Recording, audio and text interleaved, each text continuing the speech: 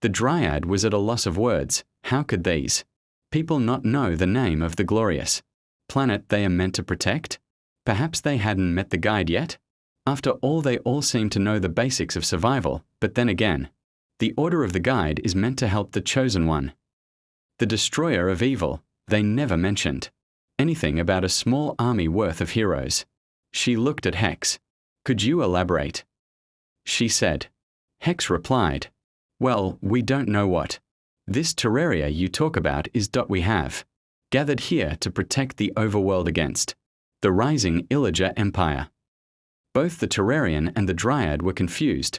The Dryad thought about it. When they entered this unknown region, she had felt something. It was a subtle and yet noticeable feeling at the same time. The nature around her, the fauna and flora, was familiar, but something felt different. She couldn't rationalize this situation. Point one thing crossed her mind. It's ridiculous, she thought, but was there any other explanation? She knew of the existence of other worlds. Could a powerful force potentially fuse two planets together?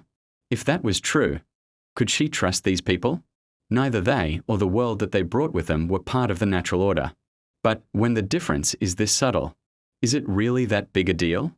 The two worlds seemed to be almost twins. Finally, she broke the silence.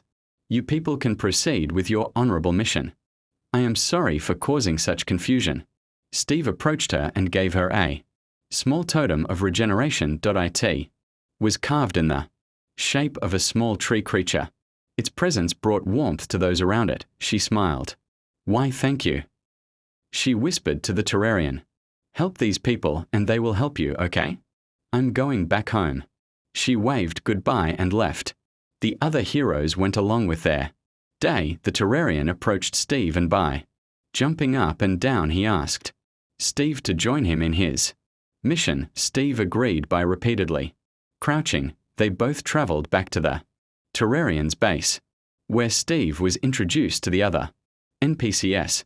They were happy to have yet another hero with them. The guide, while happy, had mixed feelings. The Dryad had shared the information she had gathered about these folks with him. He wondered if something was perhaps messing with fate itself, but he wasn't sure for no. At least Steve and the Terrarian went on many adventures. In the meantime, they fought more and more bosses, getting closer to completing the Terrarian's mission.